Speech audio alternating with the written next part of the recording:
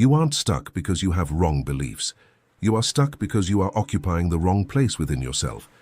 And as long as you insist on healing thoughts like someone trying to polish a cracked mirror, life will continue to return the same distorted image. Visible reality isn't the cause, it's the receipt. It's the delayed effect of a state you unconsciously maintained. The external world is a dashboard. It lights up, shows alerts, displays numbers. But it doesn't decide the car's destination. The invisible hand on the wheel does, and that hand is the state you choose to inhabit. The common mistake is believing that change requires debate. People sit within their minds as if in a courtroom, presenting arguments, trying to convince an imaginary judge. Look, I deserve.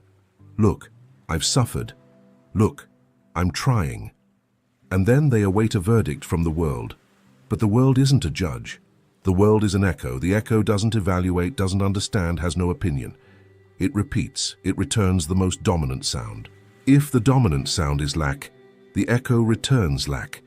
If the dominant sound is certainty, the echo returns certainty. And what dominates most isn't what you say with your mouth. It's what you hold in your heart when no one is watching. Here's the secret most people ignore. You don't need to heal beliefs to change your state. You just need to stop treating beliefs as if they own the house. Beliefs are noisy guests. They talk loudly, but they don't pay rent. The owner of the house is your deliberate choice. Where do I live from now? You can have an old thought running through your head and still live from a new state. You can feel a residue of fear and still walk as someone who has already decided.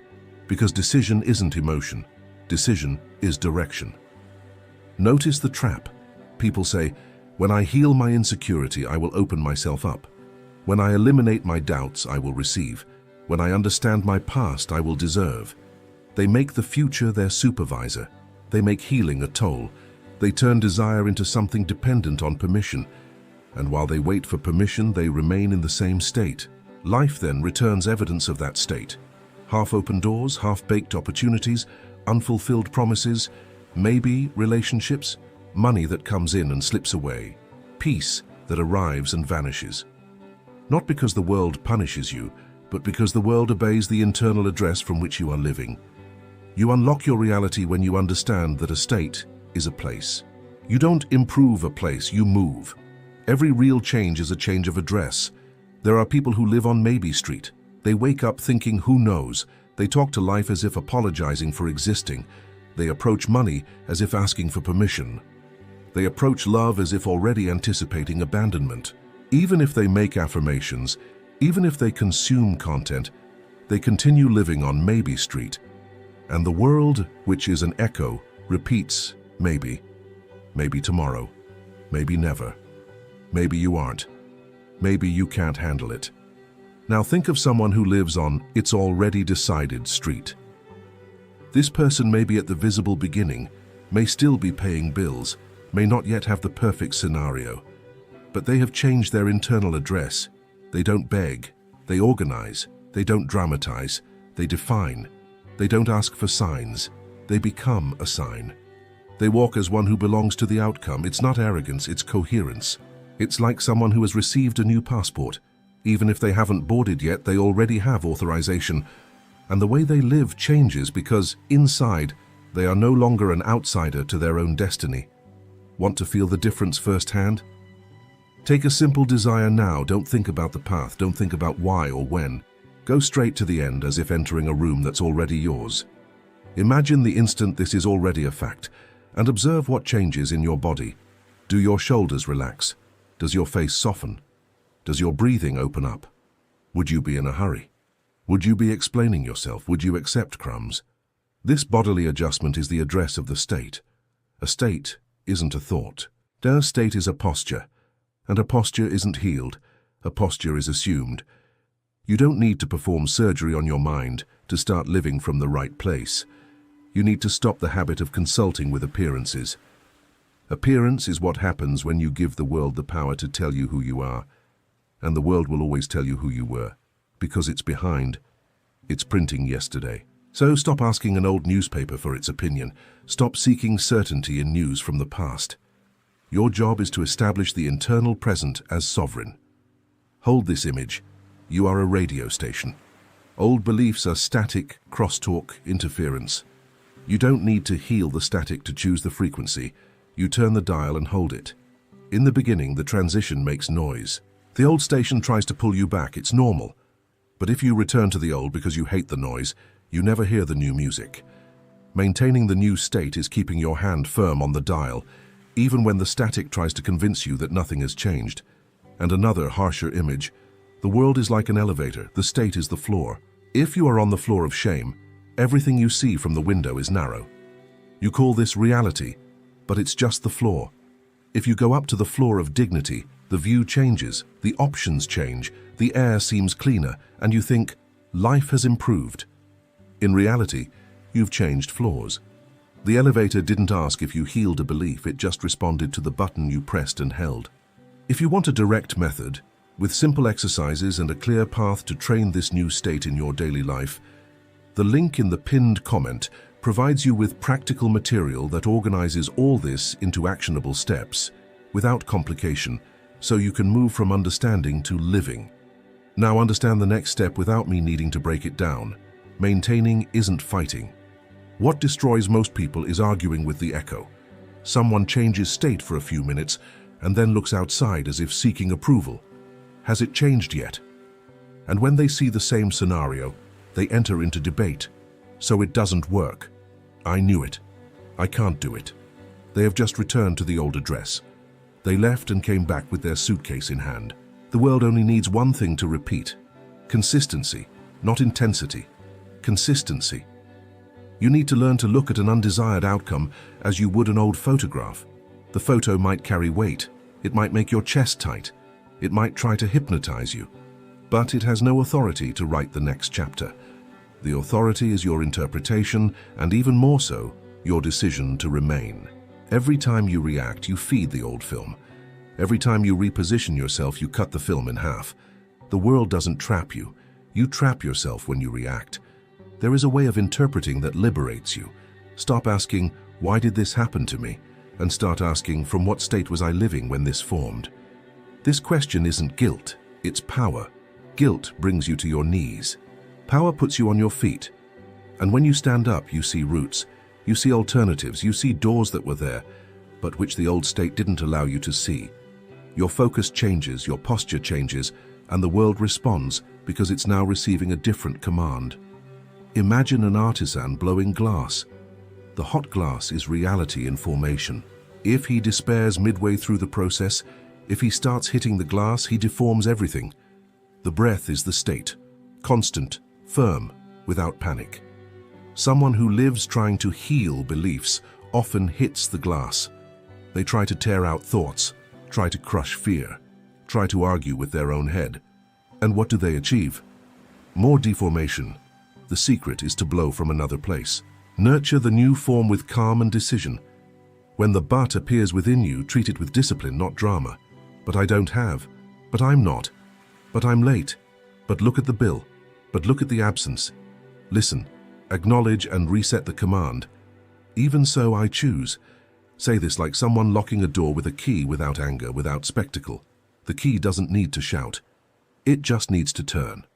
This phrase cuts the habit of reacting and trains a new reflex, the reflex of assuming. And here you need maturity.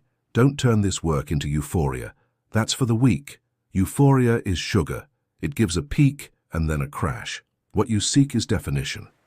Definition is when you know who you are even on a cloudy day, even without a message, even without news. Definition is when you don't depend on motivation to remain in the new state. You remain because it is you. The true state is silent. It doesn't ask for likes. It doesn't need to announce itself. It changes your micro-gestures, and micro-gestures are threads that pull the entire tapestry. Think of a stage. The audience sees the scene but not the threads. An actor might be wearing a simple costume and still carry the energy of a protagonist. Another might wear an expensive costume and carry the energy of an extra. What decides the role isn't the fabric, it's the presence. State is presence. And presence is a type of command that doesn't argue. When you assume it, you stop entering the stage apologizing. You enter as one who has lines. You don't worry about convincing the audience. You worry about remaining consistent with the character who has already won. even when the scene is still changing. And don't underestimate the power of the small. The small is where the state reveals itself. If you truly want to know where you live, observe how you react to minimal things. A 5-minute delay, a message that doesn't arrive, a cue, a sideways glance, an unexpected bill. The old state turns the trivial into prophecy. See, it always goes wrong. The new state turns the trivial into a detail. This governs nothing. That difference is everything. Because prophecy creates a timeline. A detail creates nothing. There is a discipline that seems simple but overturns old worlds. The discipline of not making the day a referendum on your destiny. Most people wake up and hold internal elections all the time. Will today work out? Has it changed now? Was I chosen? And with each vote they hand the throne over to doubt, because doubt loves elections. The state that creates doesn't vote, it decides. And true decision has an aroma, it is calm. It doesn't need urgency to be real. Do you want another image? Identity is a signature. You sign your life with how you treat yourself. If you treat yourself as provisional, the world gives you the provisional promises, crumbs, we'll see, maybe. If you treat yourself as definitive, the world starts treating you as definitive. Clarity, invitations, respect, opportunities that demand responsibility. And all of this begins when you change the internal signature, not when you change the external handwriting. That's why I repeat, it's not healing, it's occupation. You occupy the new state as one who occupies a throne that was always yours and was empty due to lack of courage. There are people who say, I've taken charge, but continue accepting the same treatment, continue saying yes to what drains them, continue spending time on conversations that diminish their vision. That's not taking charge, that's fantasy. Taking charge is when your life begins to obey from within first. You change the type of conversations, change the type of silence, change the type of choices. You stop sabotaging yourself in the details. And then the world, finally, begins to reflect the new coherence. There is a test that doesn't fail. Observe what you do when no one is watching you. The old identity needs to be seen to exist. It thrives on an audience. It talks about plans to receive applause before having results. It argues to feel like it's doing something. The new identity doesn't need that. It works in secret. It shuts its mouth and cultivates consistency. It protects the fire. It understands that explaining too much is often a form of asking for permission. So protect your internal environment, like someone shielding a flame on a windy day. If you've lit something new, stop pouring water on it with news, opinions, and comparisons. A gardener doesn't plant, and the next day dig up the earth to see if the root is growing. He waters and he waits from that state. He waits without entering the identity of abandonment, because there is a difference between waiting and desperate waiting. The desperate person is in a state of scarcity, so they vibrate lack. They look at time as an enemy. They call silence rejection. The disciplined person looks at time as reorganization and calls silence maturation. Create a minimal ritual of definition because the state needs practice. Not a mystical ritual, a ritual of command. Before sleeping, choose a single symbol of the final outcome and live that symbol for moments as if it were familiar. It could be the weight of a key in the pocket of a house that is yours. It could be the subtle glow of a screen showing a number that brings you calm. It could be the feeling of wearing an outfit and realizing it fits differently because your posture is that of someone who has already won. It could be the sound of someone saying, I trust you, with a naturalness that no longer surprises you. Not to ask for it to happen, but to accustom your body to recognize it as normal. What is normal settles in. What is strange is resisted. And you want your destiny to stop being strange to you. And when the old state tries to return, it will use a trick. It will offer you a sensible reason to give up. It will dress in a suit and tie. It will say, be realistic. It will say, don't create expectations. It will say, look at the statistics. Understand, realism is often the pretty name for repetition. Statistics describe the past, they don't determine the new. You aren't here to be an average, you're here to choose an exception. The new state doesn't ask statistics for permission. It creates another line. Now, learn to measure change the right way. If you measure by appearance, you become a slave to delay. Appearance is slow. It needs time to reorganize people, circumstances, opportunities, and paths. What happens first is internal. Your tolerance changes, your thought patterns change, your way of breathing changes, your desire ceases to be a need and becomes a choice. This is the proof. If you wait for external proof to then sustain the state, you are reversing the order. And whoever reverses the order lives tired, because they are always trying to pluck the fruit before the root takes hold. I will tell you what the transition usually looks like, so you don't fall for the trick. First, you assume it, and for a few days, nothing seems to change. This is the old world finishing its performance. Then, small synchronicities emerge, a conversation, an idea, an invitation, a hidden chance. The weak ignore it because it doesn't seem big enough. They want a spectacle. The disciplined person understands the world starts with small threads before becoming a rope, and then they pull the right thread with respect. They respond, they move, they confirm the state with coherent action. And life accelerates because now there is alignment. There is also a moment when things seem to worsen. This is the old state making noise before leaving. It's like when you clean a room and kick up dust. For a few minutes it looks dirtier. The beginner panics and stops, and thus returns to living in the old. The mature person knows dust kicked up is evidence of cleaning and progress. They maintain it, they continue. They don't negotiate with the old because of the noise. Now, an image that gives you mastery. Focus is a lens.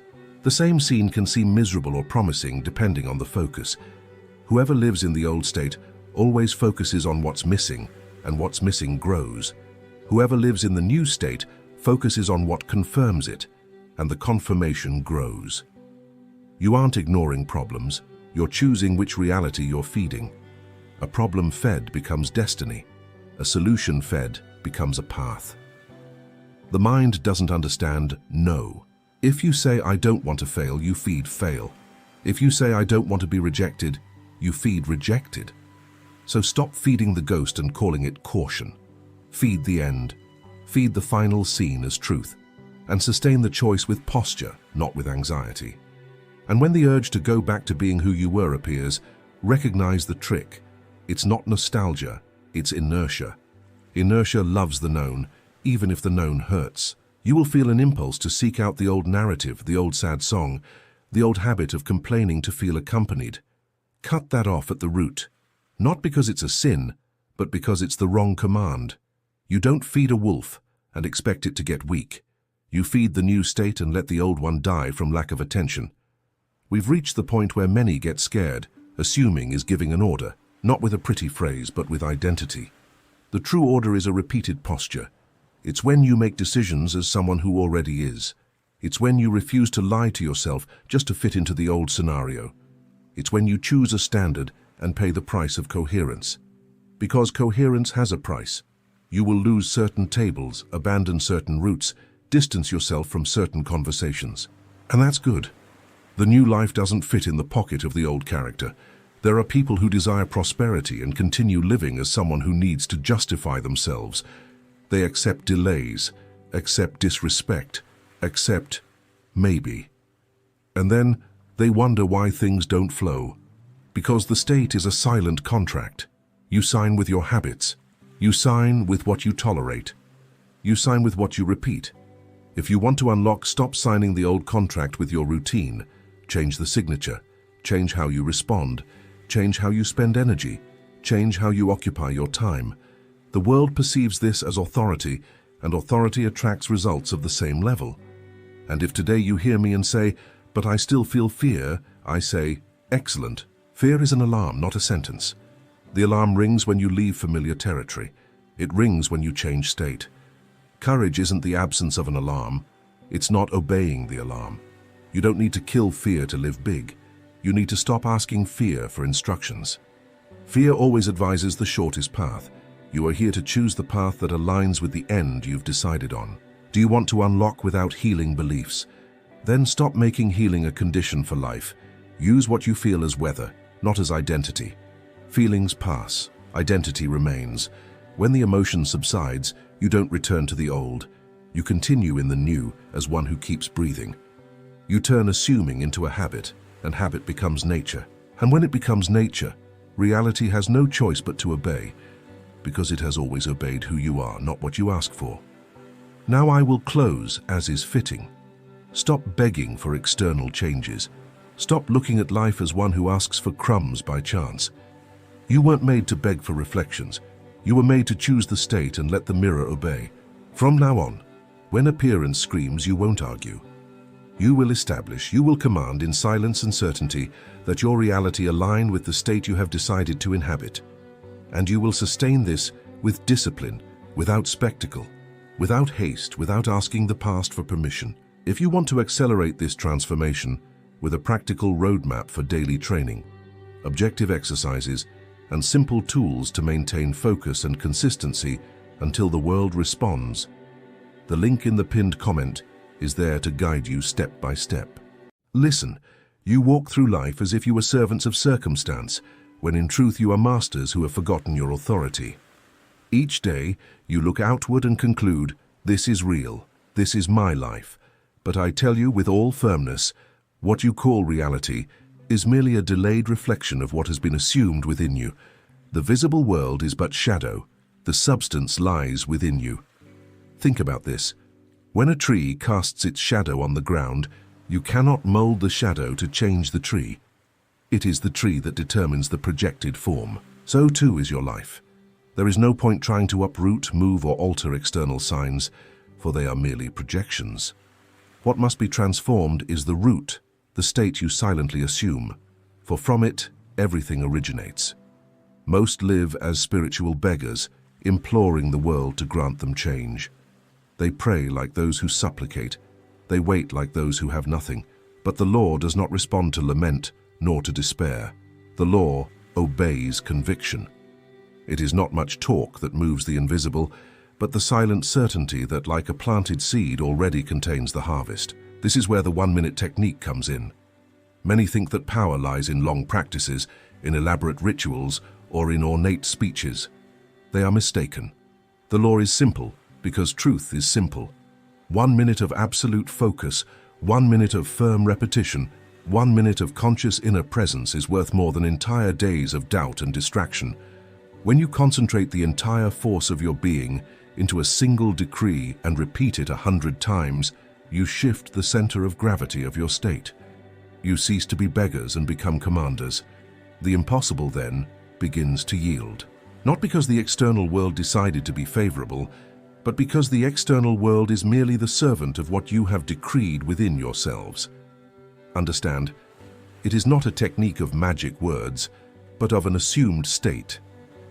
The minute serves only as a hammer that drives the nail of conviction into the mind until it has no escape. Therefore, make no mistake, this minute is not ordinary. It is the remembrance of who you truly are. It is the instant when the Creator awakens within man and decides, once and for all, that the world must obey what has already been accepted as real in the heart. It is the restoration of your forgotten inheritance, the authority to assume and to command that it be so. You have been taught to believe that imagination is merely fantasy, a baseless reverie, a play of the mind. But I tell you, imagination is the very substance of reality. Nothing you touch, see, or experience today would exist if it had not first been conceived in the invisible. Look around. Every building, every object, every invention, even your clothed body, all began as an idea, an image held within someone's mind. The visible is always the delayed consequence of the invisible. Therefore, I state with authority, imagination is not unreal. It is the matrix of all that manifests. Scripture does not speak in vain when it says that Abraham gazed upon the stars and in them saw the progeny that did not yet exist. He did not see with carnal eyes, but with the gaze of faith, which is the inner vision. And that vision did not fail, because the invisible, when accepted with conviction, is so real that the external world has no choice but to obey. You think that faith is to wait resignedly, but no. Faith is to assume as fact what is not yet seen, knowing that the invisible is more real than appearance. Imagination is the womb of creation, and whoever despises it condemns themselves to live only by what others conceive and sustain. Observe your own lives. How many times have you imagined the worst fed fear, mentally repeated scenes of failure and pain. And what happened? The world obedient presented you with exactly what you assumed. It was not bad luck, it was not cruel fate, but the immutable law that responds to the state you sustain. So too does it happen when, in silence, you dare to imagine the best, to see yourselves already living what you desire. The same power that brought misfortunes created by your negligence is the power that can bring blessings created by your discipline. The law does not choose, it merely reflects. Understand this well, there is no difference between imagining and living. The difference lies only in the time of maturation, like between the seed and the fruit. When you imagine intensely, you are already living in the invisible. It is as if you entered a room before the door was opened to your eyes. The physical world is merely the door that sooner or later opens to reveal what you already inhabited in secret. Therefore I tell you, do not wait for external signs to believe. You must believe first, because the sign is always consequence and never cause. Discipline here is essential. Many imagine for a few seconds, but soon contradict themselves with doubts and fears. It is like planting a seed and pulling it up every day to see if it is germinating. Thus, nothing grows. But the one who sustains, the one who guards the vision as one guards a treasure, will see the fruit, even if everyone around mocks and says it is impossible. For it is not the world that decides, it is the state you choose to inhabit. Therefore understand, imagination is reality in its purest form. It is not illusion, it is not escape, it is not a game of the mind. It is the creative power acting within you, waiting only for you to use it consciously. The impossible is merely that which you have not yet dared to imagine with faith. But when you sustain the vision, when you live within what you desire without, the world, like an obedient servant, bows and brings what has already been accepted. You do not need to ask, you do not need to implore, you merely need to assume. Imagination is the place where the miracle has already happened, and to live in it is to decree to the world it is so. You need to understand that the law does not respond to desire itself, but to the state you inhabit. To desire something is to recognize that you do not possess it, and while you live in that recognition, you perpetuate absence. It is like the beggar who looks at wealth and implores. His desire is sincere, but the state he sustains is one of lack, and the law, which neither judges nor questions, merely reflects, returns to him more of what he is inwardly. The universe does not respond to the distressed plea, but to the silent position you assume within. Imagine someone who says, "I want health," but at the same time contemplates themselves as sick, mentally reinforcing all the symptoms, all the signs of weakness. What is being sustained? Not health, but sickness. So too with the one who cries out for prosperity, but lives in a state of fear, scarcity, of anxious vigilance over every penny. He thinks he is desiring wealth, but his state is one of poverty, and that is what the law mirrors. You do not attract what you want, you attract what you are. It is necessary then to change direction. Instead of remaining in desire, assume the state of fulfillment. Say to yourselves, "It is already mine. I already live this." Inhabit this state naturally, like someone who puts on clothes and then walks around without thinking whether they fit or not. The state is your invisible garment, and the world recognizes you by it. If you wear lack, you will be treated as lacking. If you wear abundance, everything around will conspire to confirm that abundance. Scripture speaks of this when it commands, "When you pray, believe that you have already received and it will be yours." Observe carefully. It is not, "Ask to receive one day." It is, "Believe that you have already received." This is assuming the state. You must enter the mental scene where the desire is already realized and remain there until the outer mind can no longer doubt. It is like inhabiting a new home. At first, everything is new, but later, naturally, it becomes your home. Thus it happens with the assumed state. By inhabiting it so much, you recognize it as your truth, and then the world bows. Many fail because they confuse intensity of desire with power of manifestation. They want so much that they despair, and that despair keeps them trapped in the wrong state. Strength is not in wanting, but in assuming. It is not much asking that convinces the law, but the simple, serene, and firm acceptance that it already is. It is a silent act, yet charged with authority. Therefore, abandon the habit of begging and begin to live as heirs. It is not arrogance, but recognition of your true position. You are not servants of circumstance, you are masters of the state you inhabit. Desire is merely the call to change your state. Heed the call, assume the new, and then you will discover that nothing can be denied to you, because the world does nothing more than confirm what you have already accepted to be. When you observe an external sign, you tend to treat it as a cause, but I tell you, the visible world is merely a symbol, a reflection, a shadow of what is already established within. Nothing that appears before your eyes has power of its own. Everything is a consequence of a silently assumed state. Whoever reads events as final decrees is mistaken, because they are merely delayed witnesses of something that began in the invisible. It is like a seed that has been cast into the earth. When it sprouts, no one doubts that it emerged only because it was first hidden, invisible, germinating. The fruit does not appear from nothing. It is a symbol of the root. Likewise, when situations arise, whether good or bad, they are not the origin of your life, but the evidence of the state you yourselves have planted. You can pluck the fruit, but if the root remains, it will grow again. Therefore, changing external appearances without changing the inner state is fighting against shadows, useless and exhausting. How many of you see an obstacle and say, "It is decided, there is no way out"? But you do not realize that the obstacle is merely a symbol of your disbelief. It has no substance of its own. It is not a real enemy, merely the reflection of your state. When you change within, the symbol inevitably changes without. What seemed like a wall dissolves like smoke, because it was never the cause, only a projection. Scriptures speak in parables to teach you this principle. Joseph was cast into prison, but the symbol of the prison was not an end, merely a temporary reflection. The state of greatness he had already assumed elevated him to rule Egypt. The symbol transformed because the root within him never ceased to be abundance and authority. Had he read the prison as a final decree, he would have been lost. But he understood. Signs are not destinies, they are echoes. You need to learn to interpret life not as a sentence, but as a language. Each external fact is a word written by your own inner being. If you read sickness, know this: it is a reflection of a sustained state of weakness or fear.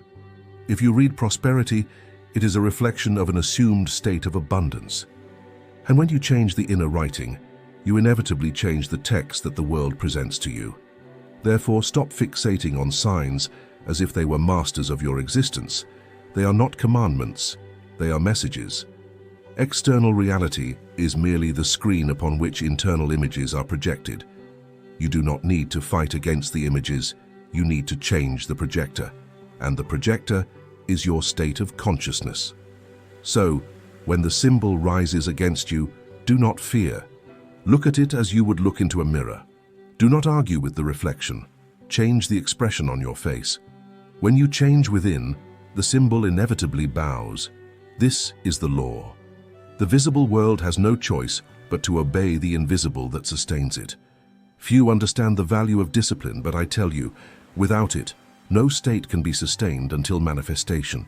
You live in a world that trains you for dispersion, for constant changes of focus, for oscillation between faith and doubt. But the law does not yield to instability. It responds to the one who holds the vision firm, even when everything around screams the opposite. That is why I affirm, 1 minute of absolute certainty is more powerful than entire days of vacillation. Imagine someone who decides to inhabit the state of health. On the first day, they visualize themselves strong and healed. On the second, they return to observing symptoms and yield to fear. On the third, they force their imagination again, but soon fall into lament. This is not discipline, it is instability. And just as a seed pulled up every day does not blossom, so too the state never materializes. Discipline is to remain, even if the senses say the opposite. It is to water the same vision until it imposes itself as reality.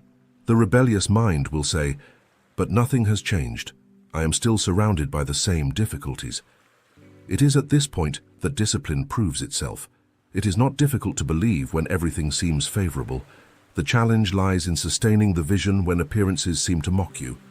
The one who endures this contrast without yielding, who insists on silent conviction, will see the impossible yield before them. For it is not time that governs, it is persistence in the state. Remember, there is no greater effort than that of constancy.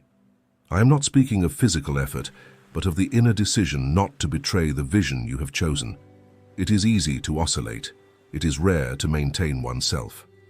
But the law does not reward the wavering. It obeys the constant.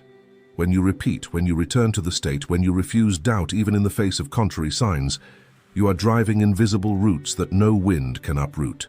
Discipline is the invisible thread that unites the invisible to the visible. Without it, you live in flashes. Today you believe, tomorrow you doubt. Today you plant, tomorrow you uproot. But with it, the vision becomes so solid within you that the external world has no choice but to bow. It is like the potter who molds clay. It is not enough to touch it once and let go. He holds his hands firm until the desired shape is established. Therefore understand, discipline is not empty rigidity. It is faithfulness to what you have already chosen to be. It is the courage not to abandon the state, even when the senses cry out otherwise. It is the act of returning 100 times to the same decree until it becomes natural. The undisciplined gets lost in appearances. The disciplined creates new appearances. Whoever masters discipline masters life itself. You believe that you need to cry out loudly, repeat requests to heaven, move multitudes with words for something to happen. But I tell you, true command is not in the noise of the voice, but in the silence of conviction. The universe does not bend before supplications, but before the inner vibration of one who has already decided. Silence sustained with certainty is more powerful than 1,000 cries without faith. When you quiet yourselves within and assume, it is already so, that decree does not need to be heard by anyone else.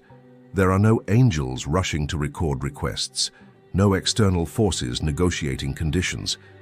What exists is the law responding immediately to your state.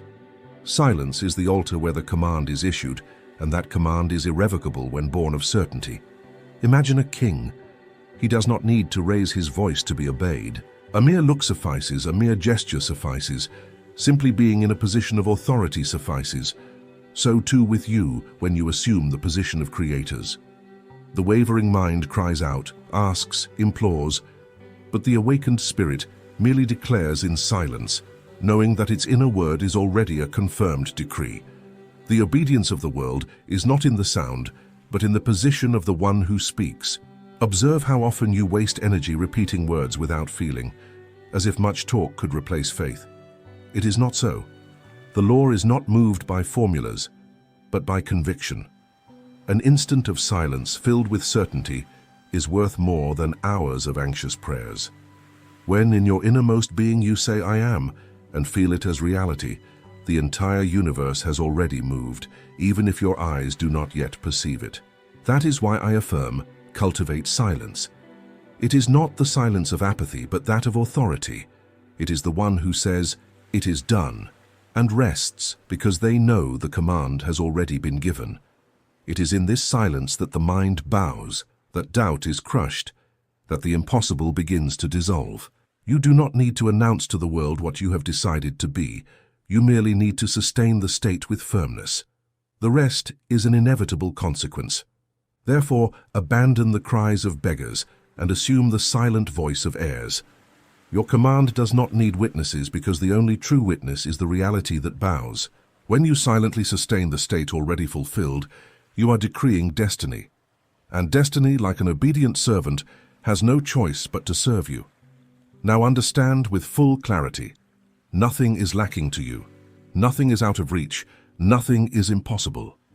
What has not yet manifested before your eyes is not absence. It is merely a reflection of your failure to assume. Life denies you nothing. It is you who have not yet dared to take possession of what is already available in the invisible.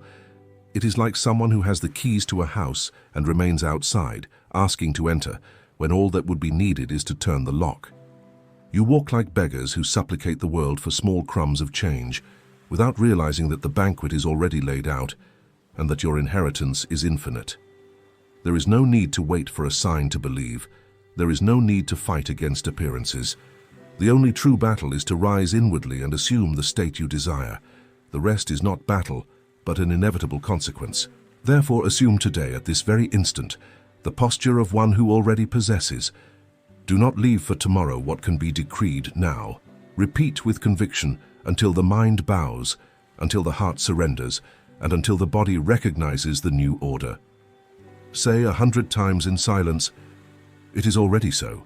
100 times not as a supplication, but as a hammer that deeply drives the stake of certainty within you. And remain in that decree as one who does not abandon their throne, no matter the cost. For you are not beggars at the door of life. You are heirs of the all, and the inheritance has always been yours. Observe carefully. There is no power outside of you. The external world is merely shadow, projection, reflection. There is no enemy out there that can stop you, because no symbol has authority over the root. Power has always been within, waiting to be recognized. What you assume in silence, the universe obeys without question. It does not matter if the senses still cry out the opposite, because the senses are merely delayed echoes. When the root is transformed, the fruit must change. And if you sustain the state, even in the face of contrary appearances, you will see that external reality, like an obedient servant, bows before your decree. Rise then from unconsciousness. No longer live as slaves of circumstance. Abandon the posture of those who implore and assume that of those who command. The universe is not a judge who weighs merits or demerits. It is your faithful servant, incapable of resisting the authority of the assumed state. You are the ones who decide. You are the ones who decree. You are the ones who choose the inner scene. And once chosen and sustained, the scene becomes inevitable destiny. Therefore, do not hesitate. Decide now. Sustain what you have chosen, and observe with serenity, because the impossible will not resist. It will dissolve like mist before the sun of your conviction. Nothing is denied to you, because everything has already been given to you. Life is not to come, it already is. Power does not need to be conquered, it already dwells within you. The future does not need to be feared, it is already molded by your imagination. All that remains is to accept, assume, and remain. The entire universe will bend to your decree. Remember, everything already is, and everything already belongs to you. Pause for a moment. Silence the world's noise. Breathe. What you call reality, this sequence of bills, schedules, news, and worries, is merely the echo of something deeper, the reflection of the images you silently hold within yourself. What appears before your eyes is not what truly exists, but what you believe to exist. Every figure in your account, every person on your path, every coincidence of the day, all of it is just the projection of an assumed inner state, consciously or unconsciously. You have been conditioned to think that money comes from outside, from effort, luck, or someone noticing you. But money, like any manifestation, is just a messenger of your inner state. It moves where there is certainty. It avoids where there is doubt. And as long as your mind is divided between "I want" and "but what if it doesn't come," the world will reflect exactly that division. Half-open doors, delayed promises, opportunities that almost happen. Therefore, I ask you, for a single day, try something most people never dare. An entire day without asking, without worrying, without waiting. Just one day assuming everything is already yours. One day acting as if you possess what you once sought. One day feeling worthy of abundance, not as someone desiring a gift, but as someone claiming an inheritance, because that is what it is, a forgotten inheritance. You were made in the image of the Creator. This is not spiritual poetry. It is a law. In the image does not mean appearance, but nature. The Creator imagines, and what is imagined becomes. And if you are made of the same substance, you also create through assumption. The difference is that you forgot. You started to believe more in the bills that arrive than in the ideas that are born within. You began to measure the invisible by the senses, when the visible is merely the shadow of the invisible. Today, you will reverse that order. Today, you will not react to the world, you will command it. Not with arrogance, but with the calm authority of one who knows that everything seen is merely a response. And if it is a response, Your state is what asks first. Money, opportunity, change, they do not create themselves, they merely obey what you assume to be true. So be silent. Forget the how and the when. Close your eyes and imagine the end as already achieved. See yourself free, peaceful, prosperous. Feel the relief of one who has already received, the gratitude of one who is already living the result, and sustain that just for one day. You will discover that the universe is not a distant force to be convinced. It is a living, malleable mirror that only knows how to say yes to what you are within. The first principle is simple, but it separates those who live as creators from those who merely survive by reacting to the world. Money does not come when desired. It comes when you become the type of person who naturally possesses it. To desire is to declare to the universe that something is missing. It is to reinforce the state of absence, and the universe, being merely a perfect mirror of what you assume to be, can only give you more of the same, more waiting, more distance, more not yet. Therefore, when you say, "I want prosperity," you push it away because you confess not having it. But when you say, "I am prosperous," without needing proof, you have already changed the state that creates the proofs. It is the being, not the asking, that moves the invisible forces. Many do not understand that money is not a mysterious substance that descends from the sky. It is a vibration, a frequency of consciousness. The poor mind is noisy, doubtful, always looking outward. The rich mind is silent, centered, confident, not because it already has everything, but because it knows that having is merely the reflection of being.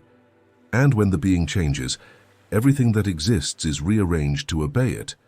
The mistake of almost everyone is trying to attract what they desire while remaining in the same inner state of scarcity. They want a harvest without changing the seed. They want new results with the same old mind. Therefore, the secret is not to work harder, pray more, or force positive thinking. The secret is to mentally inhabit the desired end until it becomes so natural that the world has no choice but to manifest it. When you move through life as someone who already has, your words change, your posture changes, your gaze changes. You stop waiting for the right moment and begin to act coherently with the state of abundance. And this silent coherence is magnetic. It attracts what is in harmony with it. Imagine an actor who, before stepping onto the stage, already fully embodies the character. He doesn't pretend to be, he is. And when he steps into the scene, the audience believes, the scenery comes alive, the story unfolds. It is the same with you. The world is the stage, and the life you live is the role you have chosen to play. If you continue playing the character of lack, the plot will always be the same. But if today, just for one day, you choose the role of abundance, the scenery will begin to shift. So don't ask the universe to give you money. Become the consciousness of one who has it. Feel the weight of the bills in your hands. See the numbers growing in the account. Hear the words approved. It's paid. You did it. Experience the real emotion of achievement, and it will cease to be a dream and become a state. And that state, sustained with faith and constancy, is the supreme decree of creation. The second principle is to understand that imagination is not a distraction from reality. It is reality itself in its invisible phase. Everything that exists in the physical world first existed in the silent field of the mind. Every coin, every house, every idea that once became an empire was born from an inner image sustained until it took form. The problem is that most people use imagination to confirm fear. They imagine debts, failures, rejection, scarcity, and call this worry. The universe, however, does not distinguish whether what you imagine is desired or feared. It merely reflects the image faithfully. Therefore, what you see now in your life is the exact mirror of the dominant images you have cultivated without realizing it. Money does not appear out of nowhere. It is coagulated from the invisible by the power of disciplined imagination. When you imagine something with feeling, you are imprinting a vibrational order in the field of existence. It's as if you were saying, this is what I am. And life obediently begins to move all the pieces, people, circumstances, ideas, so that the inner picture reveals itself in matter. But most people try to imagine the end while still doubting. They want to visualize wealth but carry a constant feeling of lack. They want to imagine success but feel small. And imagination, when contradicted by emotion, nullifies itself. Therefore, the secret lies in feeling what you imagine as something present, not distant. When you close your eyes and feel the warmth of victory, the relief of a paid bill, the joy of seeing a result that once seemed impossible, your subconscious accepts that image as fact. And the subconscious is the worker of creation. It does not question, it merely executes. Dedicate an entire day to this. Imagine the accomplished end and feel the corresponding emotion. Don't visualize money coming. Visualize the state of one who already has it. See yourself free from worries, generous, peaceful, secure. See yourself helping others, laughing at what once distressed you, experiencing the lightness of one who has already triumphed. Don't force it, just allow it. Imagination is the link between the invisible and the visible, the divine and the human, the creator and their creation. When you use it with intention and faith, time bends and the impossible reorganizes itself. The right doors open, opportunities emerge, and the path that once seemed closed begins to reveal itself step by step. Remember, nothing real happens outside before it happens within. Sustain your vision, and the world, like an obedient servant, will bow to the image you kept alive in your mind. The third principle is to completely abandon the habit of reacting to appearances. Everything you see is merely a delayed reflection of what you once believed to be. The visible world is like the light of a star you observe in the sky. It may have ceased to exist millennia ago, but its image still travels to you. So it is with your current reality. It is the old light of mental states you no longer need to sustain. If you look at your bank statement, your debts, the delay of opportunities, and allow this to dictate what is possible, you will be perpetuating the past. The secret lies in not reacting to what has already been created, but in sustaining what is being created now within you. Appearances only have power over those who believe in them. They whisper, "You won't succeed. Things are still the same. Nothing has changed." And if you listen to that voice, you return to the old state, the state of limitation. But when you begin to see beyond appearances, you understand that every limitation is merely a temporary illusion. The invisible is more real than the visible. The invisible is the cause, and the visible merely the effect. He who allows himself to be deceived by the effect relinquishes the power of the cause. Therefore, when circumstances seem contrary, do not fight them. Just look and say in silence, "This is the past dissolving," and return to the inner vision of what you have chosen to be. This is true faith, not believing in something despite the evidence, but knowing that the evidence is merely a delayed shadow of what you have already decided. Faith is not emotion, it is position. It is to remain unshakable while the world adjusts to the new decree. He who lives reacting to the external lives trapped in the cycle of cause and effect. But he who creates from within breaks the cycle and establishes new causes. And the world, sooner or later, bows before him. When you stop looking for signs and start being the sign, everything will change. You will be the very testimony of transformation. So, if your balance is still low, be grateful. It is only showing who you were, not who you are now. Do not weep before scarcity. Smile before the invisible truth that is already fulfilling itself. Sustain your new identity with firmness. Speak, walk, decide, and behave as one who already possesses what they desire. Because, in the eyes of the law, this is already true. And when the new state becomes more real to you than the old reflection, the old disappears, and the invisible finally takes form. The fourth principle is inner persistence. Most people start well, feel enthusiastic in the first few days, but give up as soon as the world doesn't change immediately. And it is at that exact moment that creation stops. The physical universe is dense and slow. It needs constancy to align with the new state. Imagine planting a seed and every day digging up the soil to see if it has sprouted. This action kills the process. Faith is the opposite of that. It is to plant, water with feeling, and remain in silence, knowing that the invisible is already working for you. When you assume a new state, that of prosperity, for example, the old state begins to die. And death in any form is uncomfortable. The external world will test you.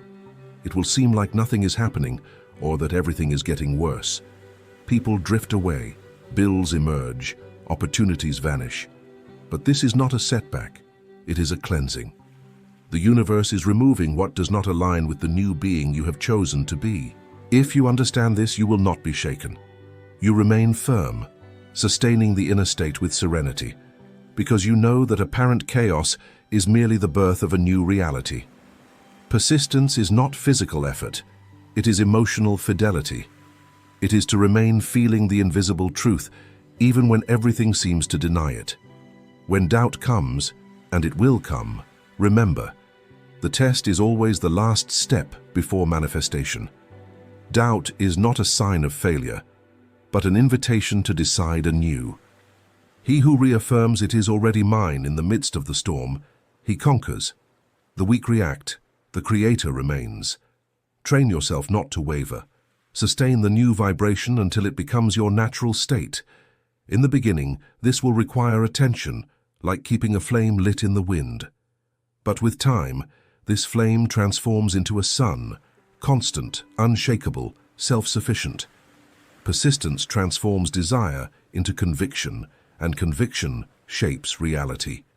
So, when nothing seems to change, do not change yourself. When the silence seems long, continue imagining the end as already achieved. Say to yourself, I know it already is, and return to that state whenever doubt knocks, because it is at that exact moment, when nothing seems to be happening, that everything is happening. Persistence is the bridge between the invisible and the visible. He who crosses without looking back arrives. He who doubts halfway returns to the starting point. Remain steadfast. The world is already yielding, even if you do not yet see it. The fifth principle is recognition. Everything you recognize as true grows, everything you ignore disappears. The universe is a vast consciousness that merely mirrors the content of your own. When you say it's difficult, life agrees. When you say money comes easily, it also agrees. You are the decree, and the world is merely the fulfillment. Most people live reacting to conditions, without realizing that by recognizing them as permanent, they keep them alive. Scarcity is not an enemy to be overcome, it is an illusion that dissolves when you stop recognizing it. Recognition is the seal of creation. It requires no words, only feeling. If within you there is constant recognition that you are prosperous, free, capable, the universe has no choice but to project circumstances that correspond to that state. But if you live recognizing delays, debts, lack, this becomes your altar of adoration, and what is adored grows. Everything you place emotional attention on becomes your God, and life bows before it. Therefore, observe where your attention lies. It is the compass of your creative power. If you spend all day recognizing the problem, you feed it. If you dedicate the same time to recognizing the good, you multiply it. He who understands this law never despairs before appearances. He recognizes only what he wishes to see expanded. Even when everything seems contrary, he maintains focus on the invisible truth that already is. Gratitude is the highest form of recognition. When you sincerely give thanks, you are not asking, you are asserting possession. Giving thanks before receiving is the supreme gesture of faith. It is to say to the universe, I already have it, even if my eyes do not yet see it.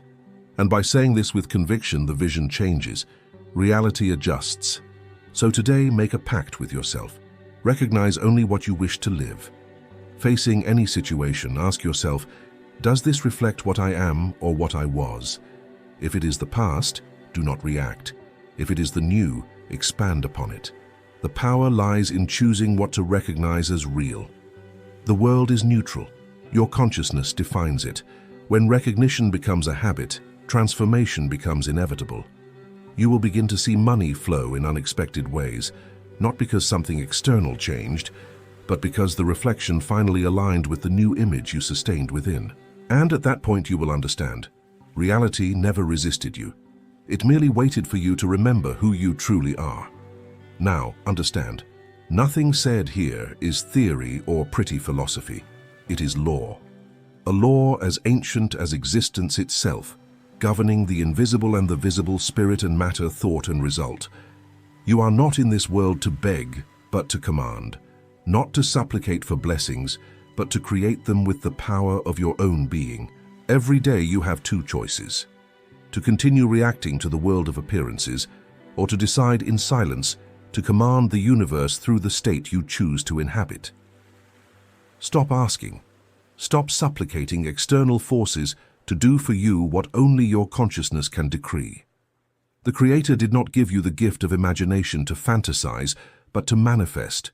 The true temple is not in the mountains or in churches, but in your mind. It is there that the invisible becomes flesh. It is there that the impossible bows. So from this moment on, act as one who already has. Speak as one who has already triumphed. Think as one who already is.